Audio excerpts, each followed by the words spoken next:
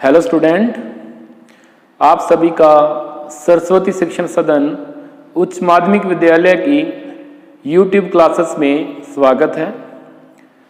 Students, अपने भूगोल में आज अध्याय 15वां संसाधनों का वर्गीकरण, संरक्षण एवं सहपोषणीय विकास करेंगे। इस अध्याय में अपने आज जो इसका पहला टॉपिक है संसाधनों का वर्गीकरण वो करेंगे।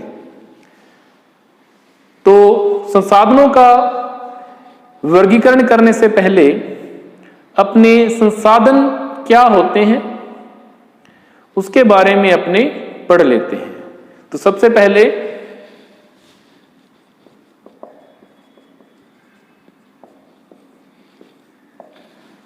संसाधन, कोई भी वस्तु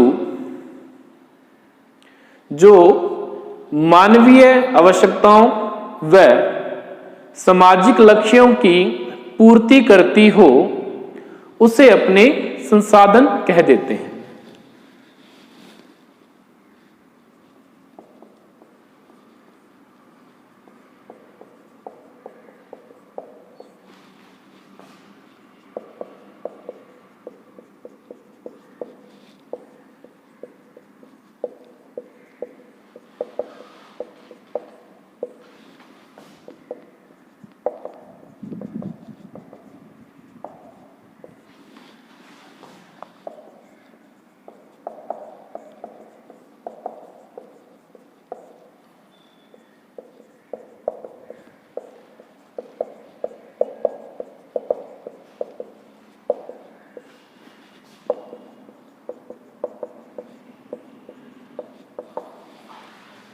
कोई भी वस्तु जो मानवीय आवश्यकताओं व सामाजिक लक्ष्यों की पूर्ति करती हो संसाधन कहलाती है। यह परिभाषा किसके द्वारा दी गई थी?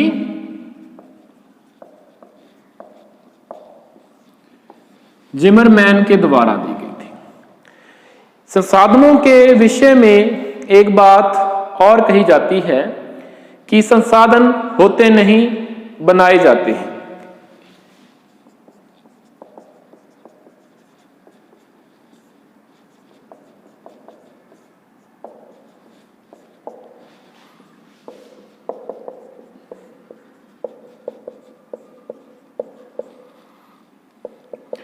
इसका क्या मतलब हुआ कि संसाधन होते नहीं, बनाए जाते हैं। अब संसाधन की परिभाषा आपने पढ़ी कि कोई वस्तु जो मानवीय आवश्यकताओं और सामाजिक लक्ष्यों की पूर्ति करती हो, तो उसे किसी वस्तु को संसाधन बनाने के लिए या संसाधन का गुण होने के लिए उसमें क्या होना चाहिए कि वो मानवीय आवश्यकताओं और सामाजिक लक्ष्यों की, ठीक है, मानवीय इच्छाओं की पूर्ति करती हो। तो ये बनाई जाते हैं। कैसे बनाई जाती है, किसके द्वारा बनाई जाती है? ये बनाई जाती है मनुष्य की शिक्षा व तकनीकी दक्षता व योग्यता के द्वारा।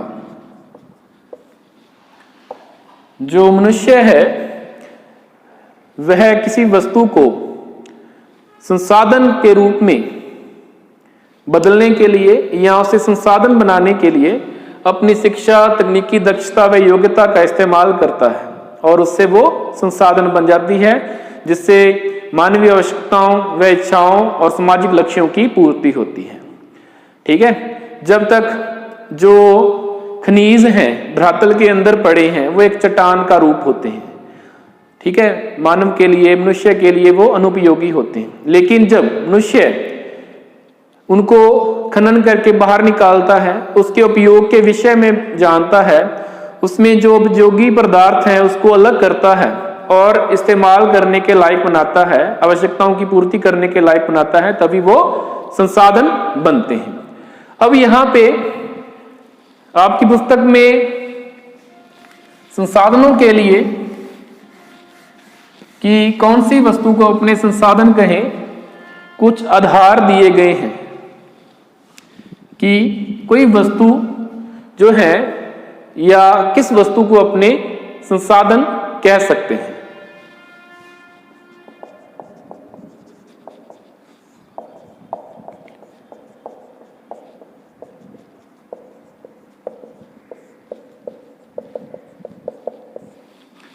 संसाधन के लिए आवश्यक दशाएं, कि किसी वस्तु को अपने संसाधन कहें, उसके लिए कौन कौन सी दशाएं हैं जो जरूरी होती हैं। तो पहला है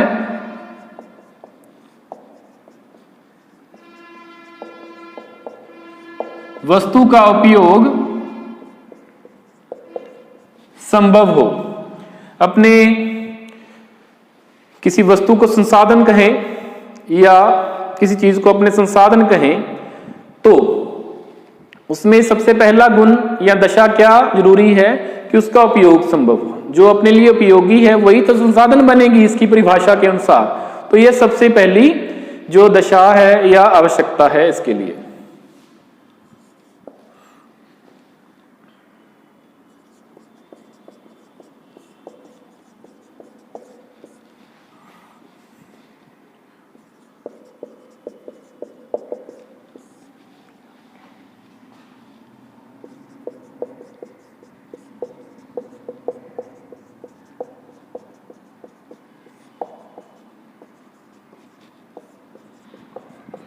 जो वस्तु उपयोगी कह लो, मूल्यवान कह लो, जिस वस्तु का अपने संसाधन मानना है उस वस्तु का रूपांतरण अधिक मूल्यवान वस्तु में हो सके, ये भी इसके लिए एक दशा है।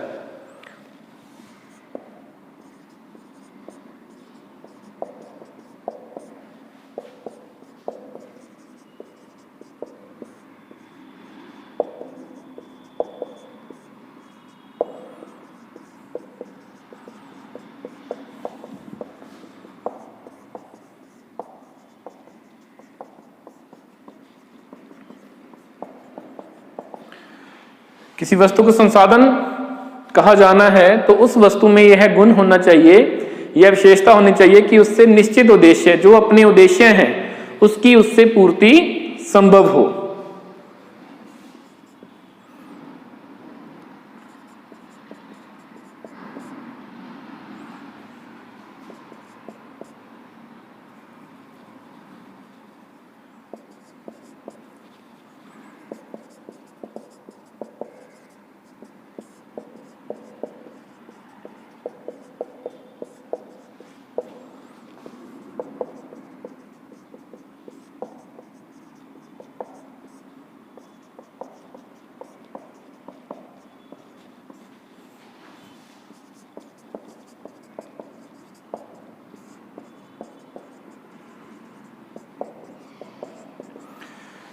वस्तु के उपयोग की योग्यता रखने वाला मानव संसाधन उपलब्ध हो। मतलब जो वस्तु है जिसे अपने संसाधन कहना है, अगर उस वस्तु को उपयोग करने की योग्यता ही नहीं है किसी में, ठीक है, योग्यता रखने वाला कोई मानव या मनुष्य नहीं है, तो वो वस्तु संसाधन कैसे बनेगी। तो उस वस्तु का उपयोग करने की योग्यता रखने वाला मानव संसाधन भी उपलब्ध होना चाहिए।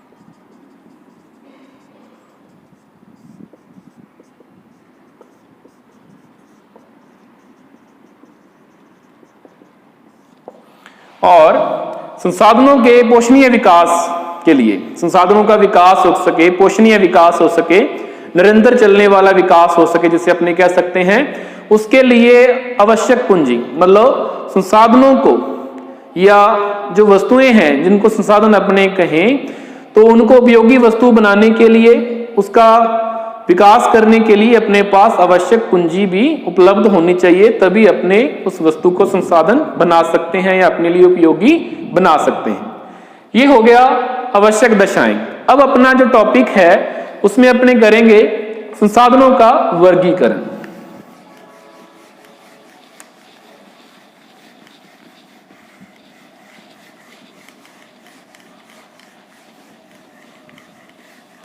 संसाधनों का वर्गीकरण अलग अलग आधारों पे किया गया है।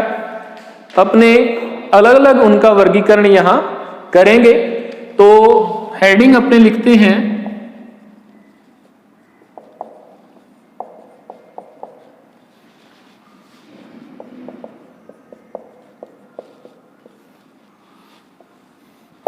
आपकी बुक में एक सारणी बनी हुई है या एक आरेख चित्र बना हुआ है, उसमें अलग अलग वर्गीकरण के आधारों पे संसाधनों का वर्गीकरण किया गया है।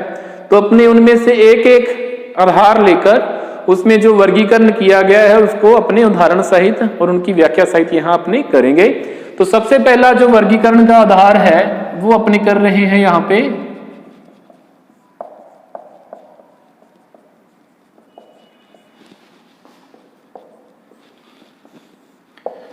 उत्पत्ति के आधार पर। उत्पत्ति के आधार पर संसाधनों को अपने दो वर्गों में बांट सकते हैं।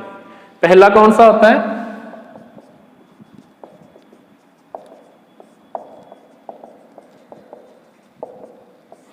जैविक संसाधन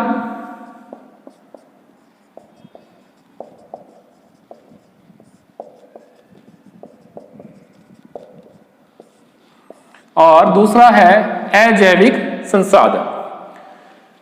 जैविक संसाधन कौन से होंगे? जो भी जीवित और जनन की क्षमता रखने वाले पेड़ पौधे हैं, जीव जंतु हैं, मनुष्य भी इसमें शामिल हो जाएगा, तो उन्हें अपने क्या कह देते हैं? जैविक संसाधन। जीवित हैं और उनमें जनन क्षमता, रिप्रोडक्शन करके अपनी जो जाति है उसको बनाए रखने की क्षमता है, अपनी संतानें उत्पन्न करना, या जो जैसे पेड़ पौधे बीज उत्पन्न करते हैं, अपनी जो उनकी जाति है उसको आगे बढ़ाए रखने के लिए, लगातार उसके विकास के लिए वो मतलब जनन करते हैं। ठीक है, तो जनन क्षमता है और जीवित हैं, उनको अपने जैविक संसाधनों की श्रेणी में रखते हैं। जैविक संसाधनों में चल और अचल दो प्रकार के संसाधन होते हैं। चल में जो चलते फिरते हैं जी, और जैसे आपका जानवर आ गए, पक्षी आ गए, ठीक है, मनुष्य आ गया जो चल फिर सकते हैं, एक जगह से दूसरी जगह जा सकते हैं, और अचल जिसमें वनस्पति आ जाती है। ठीक है, तो इसमें अपने एग्जाम्पल उदाहरण के लिए इसमें अपने लिख सकते हैं पेड़ पौधे एवं जीव जंतु, मनुष्य भी इसमें शामिल है। तो ये जैविक संसाधन हो गए। अजैविक संसाधन जो अजीवित पदार्थ होते हैं, जिनमें जीवन नहीं होता, वो इसमें शामिल होते हैं, और उन्हें जीवन नहीं होता और उनमें जनन क्षमता, प्रजनन क्षमता भी नहीं होती, जिससे वो अपनी प्रजाति को या जो पदार्थ हैं उसको फिर से उनका निर्माण कर सके। ठीक है, और ऐसे जो संसाधन हैं इनमें जो शामिल होते हैं, इनका पुनर्निर्माण लाखों सालों में, करोड़ों सालों में दोबारा होता है, तो वो अपने लिए उपयोगी नहीं रहता। इस वजह से इनको अपने अजैविक संसाधन कह देते हैं। इसमें उदाहरण आएंगे शैल, या जिसे अपने चट्टान कह देते हैं, ठीक है, खनिज आ जाएंगे, ठीक है, ऊर्जा संसाधन है जैसे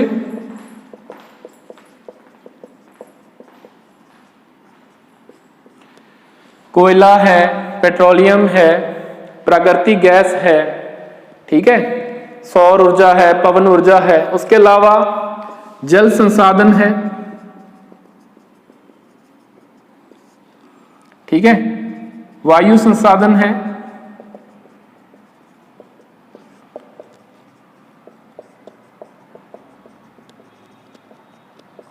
मृदा संसाधन है। ये अजैविक में आते हैं। ठीक है, इनमें से अनव्यकरणीय, ठीक है, या समाप्य आ जाते हैं, कुछ चक्रीय संसाधन आ जाते हैं। जैसे जल है, चक्रीय संसाधन है, एक चक्र के रूप में कभी अपने द्रव बन गया, कभी गैस बन गया, बादल बन गए, वर्षा होगी, है ना, कभी बर्फ के रूप में जम गया। तो एक चक्र के फॉर्म में ये चलता रहता है, रूप में चलता रहता है। तो ये अजैविक संसाधन आ जाते हैं। इसके बाद दूसरा वर्गीकरण का आधार है उपयोग की सततता के आधार पर।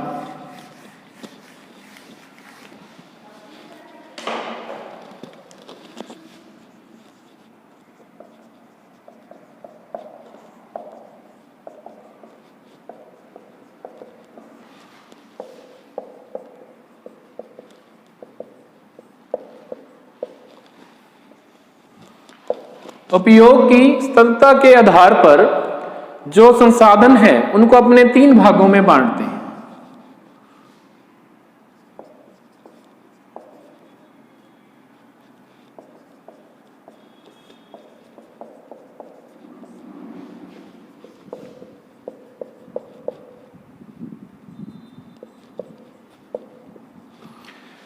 नवीनीकरण योग्य या असमाप्य,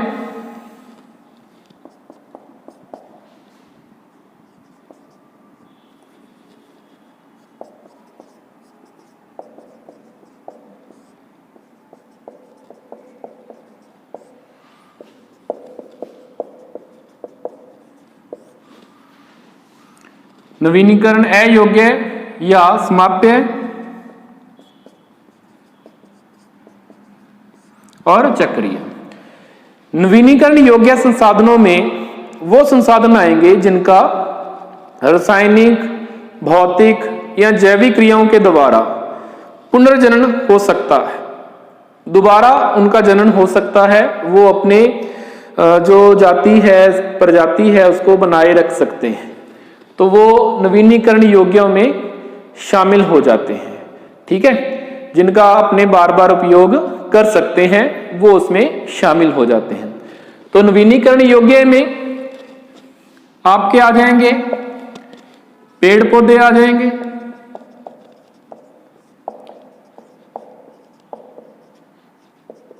जीव जंतु, आ जाएंगे मनुष्य, आ जाएगा सौर ऊर्जा,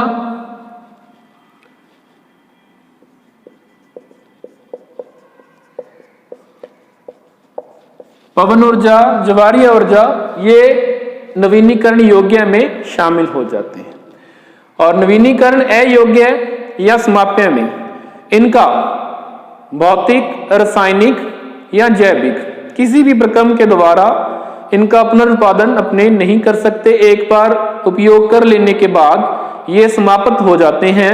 तो इसका उदाहरण अपने यहां बता सकते हैं, जो जीवाश्म ईंधन है उसमें जैसे कोयला आ जाएगा,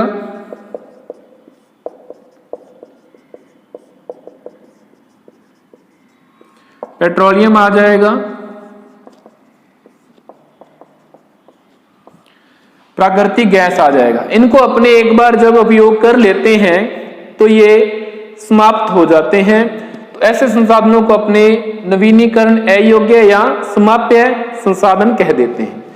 एक होते हैं चक्रीय संसाधन, जिनको अपने एक बार उपयोग करने के बाद दूसरी बार भी उपयोग ले सकते हैं, जिसमें जैसे आपका जल संसाधन का उदाहरण अपने दे दें इसमें, ठीक है। और एक अपने इसमें दे सकते हैं लोहा, ठीक है। लोहे को अपने एक बार उपयोग करने के बाद जब उससे बनी हुई जो मशीनरी है वो अनुपयोगी हो जाती है, तो दोबारा इसे अपने कबाड़ लोहे के रूप में भट्टियों में डाल देते हैं, ठीक है। भट्टियों में डालकर इसे पिघलाकर और फिर कोई नया रूप दे दिया जाता है, इसलिए इनको अपने चक्रीय संसाधन कह देते हैं। तो ये उपयोग की सततता के आधार पर संसाधनों का वर्गीकरण हो गया। इसके बाद है उद्देश्य के आधार पर।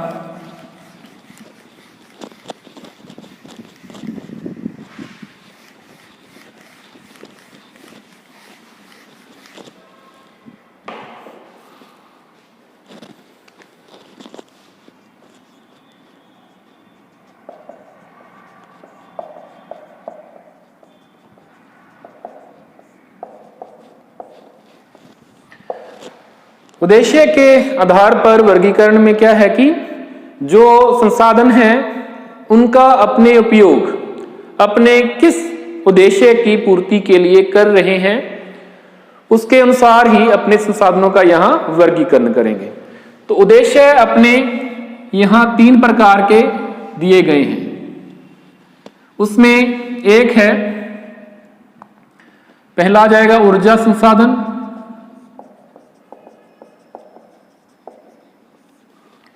फिर कच्चा माल,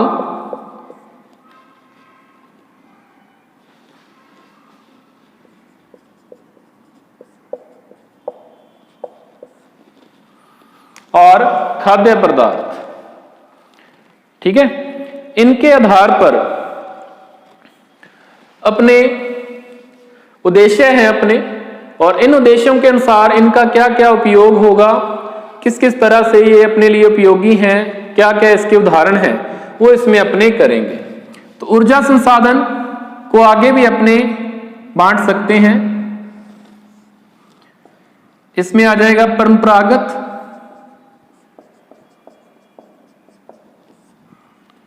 ऊर्जा संसाधन और गैर परंपरागत ऊर्जा संसाधन। परंपरागत ऊर्जा संसाधनों में वो संसाधन आएंगे जिनको अपने परंपरागत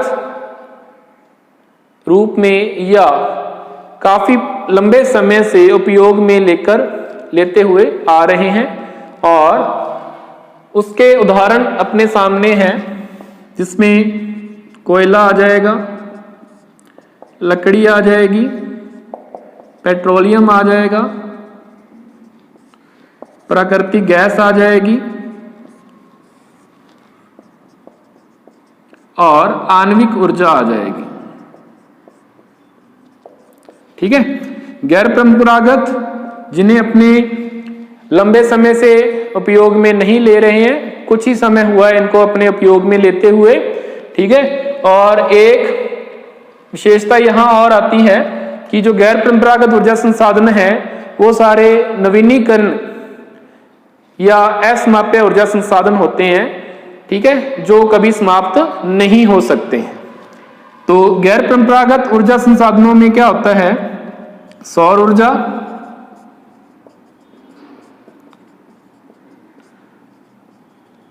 पवन ऊर्जा,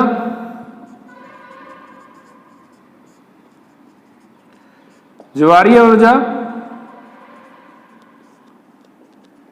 और भूतापीय ऊर्जा। तो ऊर्जा संसाधनों में ये इनके अलग अलग आगे भाग हो गए और उदाहरण हो गए। उसके बाद कच्चे माल की अपने बात करें तो कच्चा माल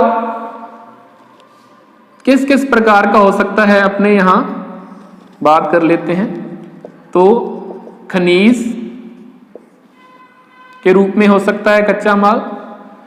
तो खनिज के रूप में कच्चे माल की अपने बात करें तो खनिजों का भी अपने आगे जो इनको विभक्त कर सकते हैं, धात्विक खनिज, अधात्विक खनिज। ठीक है, धात्विक खनिज में लो धातु युक्त और लो धातु या अलो खनिज, लो खनिज और अलो खनिज में बांट सकते हैं।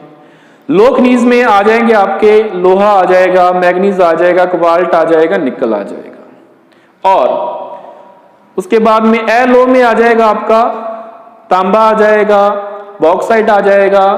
ठीक है, ये इसमें शामिल हो जाएंगे। और अधातु में कई प्रकार के, उसमें जैसे आपका चूना पत्थर हो गया, बलुआ पत्थर हो गया, ठीक है, जिप्सम हो गया, ये कुछ उदाहरण है। फास्फोरस हो गया, नाइट्रेट हो गया, कुछ उदाहरण यहां अपने प्रस्तुत कर सकते हैं। संगमरमर है, तो वो खनिजों में आ जाएंगे। तो खनिजों में अपने यहां बात हो गई। कुछ खनिजों के उदाहरण लिख सकते हो आप, लोहा, तांबा, सोना,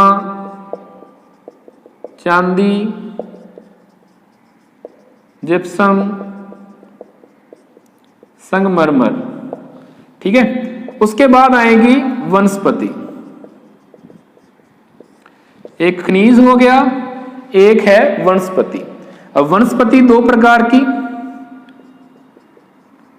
प्राकृतिक और एक कृषिगत। प्राकृतिक वनस्पति में आपके जो प्राकृतिक वनस्पति है उसमें पेड़ पौधे आ जाएंगे, आपके शैवाल आ जाएंगे। ठीक है,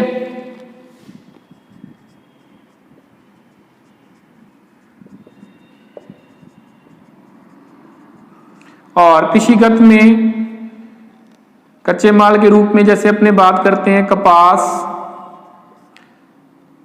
रबर, उसके बाद में गन्ना, है ना, ये कच्चे माल के रूप में उपयोग किया जाता है। और इसमें आ जाएगा आपका जूट आ जाएगा, इसको भी कच्चे माल के रूप में उपयोग किया जाता है। और ठीक है, फिर आ जाएंगे जीव जंतु। जीव जंतु को भी कच्चे माल के रूप में उपयोग किया जाता है, इनसे चमड़ा बनता है, ऊन प्राप्त होती है। ठीक है, सींग प्राप्त होते हैं, इनकी हड्डियां प्राप्त होती हैं। तो जो जीव जंतु हैं वो जंगली हो सकते हैं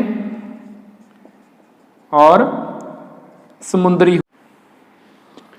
उद्देश्य के आधार पर दो अपने कर लिए। एक तो हो गया अपना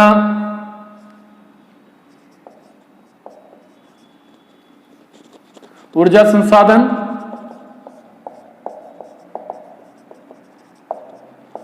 एक हो गया कच्चा माल, और अब अपने खाद्य पदार्थ के बारे में कर लेते हैं। खाद्य पदार्थ में भी वही, जैसे अपने कच्चे माल में जो किए थे उदाहरण वही आएंगे। तो एक पहला आता है खनिज। खनिजों में जो उदाहरण है खाद्य पदार्थ के रूप में वो है नमक का। दूसरा अपने जैसे कच्चे माल में किया था वनस्पति, तो वनस्पति को फिर अपने दो भागों में प्राकृतिक और कृषिगत। प्राकृतिक वनस्पति में जो पेड़ पौधों से अपने उत्पाद प्राप्त होते हैं, फल है, कंदमूल है, वो अपने उनसे खाने में इस्तेमाल कर सकते हैं। कृषिगत में खाद्यान्न फसलें आ गई, तिलहनी, खाद्यान्न में अनाज आ गए, दालें आ गई, तिलहनी फसलें आ गई, औषधीय पौधे कुछ प्राकृतिक में आ जाते हैं, कृषिगत रूप में भी अपने उगा सकते हैं। ये खाद्य पदार्थ में शामिल होते हैं। और एक है जीव जंतु। जीव जंतु जंगली भी हो सकते हैं और समुद्री भी हो सकते हैं, जिनको अपने खाने में इस्तेमाल कर सकते हैं। तो ये उद्देश्य के आधार पर वर्गीकरण हो गया। इसके बाद का जो वर्गीकरण है लास्ट, वो है स्वामित्व के आधार पर।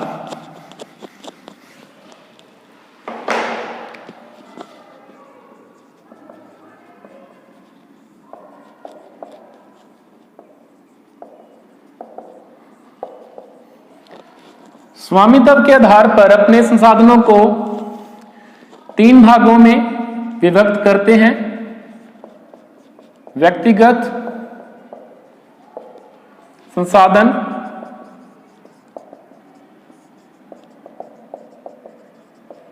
राष्ट्रीय संसाधन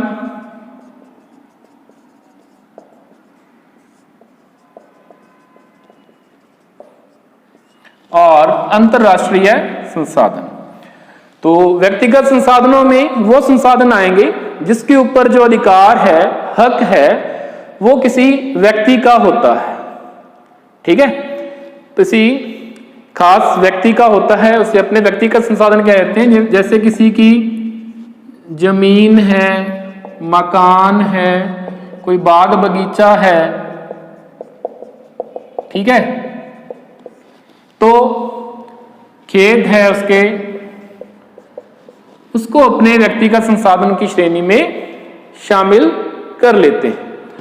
राष्ट्रीय संसाधनों में, राष्ट्रीय संसाधन क्या होते हैं? जिसके ऊपर पूरे राष्ट्र का अधिकार होता है, हक होता है, जो कि केंद्र सरकार, राज्य सरकारों के द्वारा संचालित किए जाते हैं, उनके अधिकार में वो रखे जाते हैं। तो वैसे तो पूरी जो देश की सीमा के अंदर, ठीक है, वो सारे का सारा राष्ट्र की संपत्ति होती है, लेकिन जैसे वन संसाधन हो गया, जल संसाधन हो गया, खनिज संसाधन हो गया, ठीक है, रेल होगी, है ना, और रक्षा का हो गया, ये केंद्र सरकार के अधिकार में या राष्ट्रीय संसाधन की संपत्ति होती है या राष्ट्रीय संसाधनों में शामिल किए जाते हैं। ठीक है, रक्षा से संबंधित जो उपकरण हैं, ठीक है, उनकी यहां अपने बात कर रहे हैं। तो राष्ट्रीय संसाधन देश की सीमा के अंदर का जो भाग है। इसके अलावा सीमा से 12 नॉटिकल मील या जिसे अपने समुद्री मील कह देते हैं, एक नॉटिकल मील में 1.852 किलोमीटर होते हैं, तो वो क्षेत्र भी राष्ट्र की संपत्ति या राष्ट्रीय संसाधन के रूप में गिना जाता है। जैसे ये भारत की तटीय सीमा हो गई, ठीक है, तो उसके साथ का जो 12 नॉटिकल मील का जो क्षेत्र है उसे भी अपने राष्ट्रीय संसाधन की श्रेणी में रखेंगे। जो भी वहां संसाधन मिलेंगे वो राष्ट्र की संपत्ति होगी। अंतर्राष्ट्रीय संसाधन में खासकर जो कोई अंतर्राष्ट्रीय संस्था है जैसे यूएनओ है, तो उसमें जो खुले सागर आगे जो किसी देश के अधिकार में नहीं आते, ठीक है, तो और पूरे विश्व की अपने बात करें तो जिस तरह से राष्ट्र की संपत्ति होती है वैसे एक अंतर्राष्ट्रीय संपत्ति होती है। ठीक है, तो किसी ने अगर अंतर्राष्ट्रीय संपत्ति जो है वहां पे कोई अपने कह दें कि आर्थिक क्रिया करनी है, कोई खोज कार्य करना है, तो उसे अंतर्राष्ट्रीय संस्था से जो मान्यता लेकर या अपने परमिशन की बात करें, उसके बिना वो वहां कोई कार्य या खोज नहीं कर सकता। अंतर्राष्ट्रीय संस्था की परमिशन लेकर ही वहां पे जो काम है वो किया जा सकता है। तो ऐसे संसाधनों को अपने अंतर्राष्ट्रीय संसाधनों की सूची में शामिल कर लेते हैं। जैसे हिंद महासागर में जो मैग्नीज नोड्यूल, मैग्नीज ग्रंथिका मिलती है, उसके खनन का कार्य भारत कर रहा है अंतर्राष्ट्रीय संस्था की परमिशन लेकर, इजाजत लेकर। ठीक है, तो ये थे स्वामित्व के आधार पर वर्गीकरण, अपने संसाधनों का वर्गीकरण कर लिया, संसाधन क्या होते हैं और संसाधनों के लिए आवश्यक दशाएं। तो इसमें अगर आपको कुछ ना समझ में आया हो तो आप पूछ सकते हो। धन्यवाद।